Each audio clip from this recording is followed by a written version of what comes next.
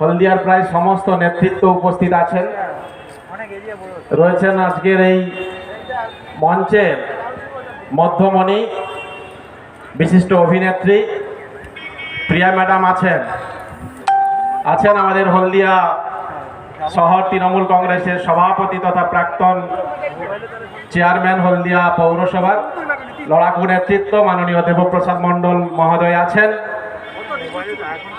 এবং সভাপতিত্ব করছেন আজকের এই শুভ মঞ্চে প্রিয় সভাপতি রয়েছেন বর্তমান পৌরসভার চেয়ারম্যান তথা দলের সিনিয়র নেতৃত্ব মাননীয় সুধাংশু শেখর মণ্ডল মহোদয় রয়েছেন আস্তিক বাবু থেকে শুরু করে পার্থবাবু থেকে শুরু করে সত্যবাবু থেকে শুরু করে আমাদের কাউন্সিলররা আছেন, সিআইসি মেম্বার গোপাল দাস আছেন, সিআইসি মেম্বার আমাদের অনেকেই আছেন, আমাদের দেখতে পাচ্ছি বিমল বাবু আছেন, ভাইস চেয়ারম্যান নারায়ণ বাবু আছেন, হলদিয়া ডেভেলপমেন্ট অথরিটির ভাইস চেয়ারম্যান সাধন বাবু, আমাদের সিআইসি মেম্বার তথা দলের লড়াকু নেতৃত্ব আজিউর রহমান সাহেব আছেন, যুবর সভাপতি হলদিয়া টাউনের সুশান্ত মালি আছেন, ভাইস প্রেসিডেন্ট অমিত ভাই অর্ণব ভাই আছেন, কাউন্সিলর বিমল বাবু থেকে শুরু করে আমাদের রীতামিদ্যা দাস থেকে শুরু করে আমাদের প্রতিমা বেতাল থেকে শুরু করে শ্রাবন্তী শাসমল থেকে শুরু করে রয়েছেন জ্যোতিবাবু আছেন আমাদের লড়াকু নেতৃত্ব এবং সর্বোপরি দেখতে পাচ্ছি আমাদের আরেক সিনিয়র নেতৃত্ব প্রাক্তন বিধায়ক মাননীয় তুষারকান্তি মণ্ডল মহোদয়, অনেকেই আছেন।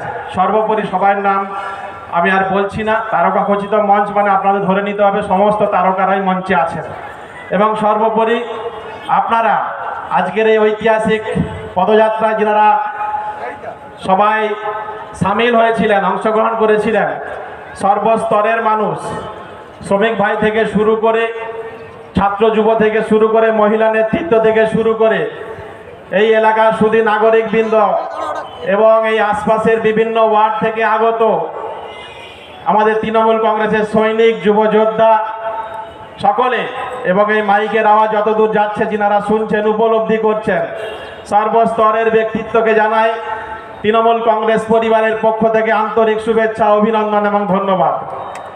প্রথমেই শুরু করবো এই কালো চশমা দিয়ে। মির্জাফর বাবুর এই কালো চশমা নিয়ে আপত্তি আছে, আমি শুনছিলাম যে যুব নেতা একজন আছে কালো চশমা পরে আর অনেক দামি গাড়ি চড়ে। হ্যাঁ, গাড়ি তো আমি চড়ি, আজকে নয় বহু বছর ধরে চড়ি। আমি যখন কাউন্সিলর হয়নি তার আগে থেকেও গাড়ি চড়ি।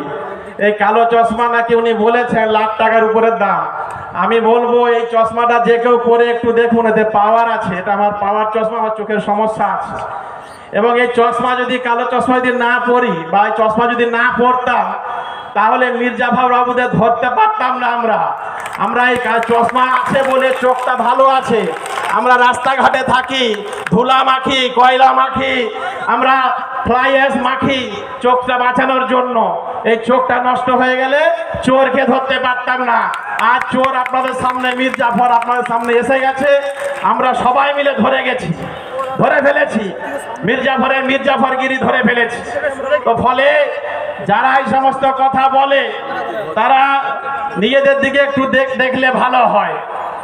আর আমরা বলবো হলদিয়ার মানুষ জেগে উঠেছে। আপনারা ভালো আছেন তো? কোনো সমস্যা নেই এখন আর? মির্জাফর নেই, কোনো সমস্যা নেই। খেলা হবে তো? খেলা হবে খুব শীঘ্রই খেলা হবে। সম্প্রীতির খেলা হবে, উন্নয়নের খেলা হবে।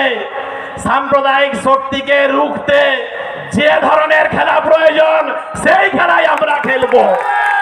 কারণ এরা শান্ত হলদিয়া, শান্ত বাংলাকে অশান্ত করতে চাইছে। এদের কোনো এজেন্ডা নেই, এদের একটি এজেন্ডা সম্প্রীতি নষ্ট করা, যেটা বাংলার মানুষ সহ ভারতবর্ষের সমস্ত সচেতন নাগরিক কোনোদিন এই সাম্প্রদায়িক শক্তিকে সমর্থন করবে না।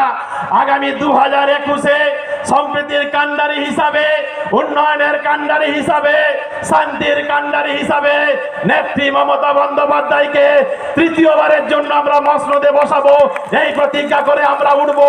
আপনারা সমর্থন দেবেন তো? ধন্যবাদ।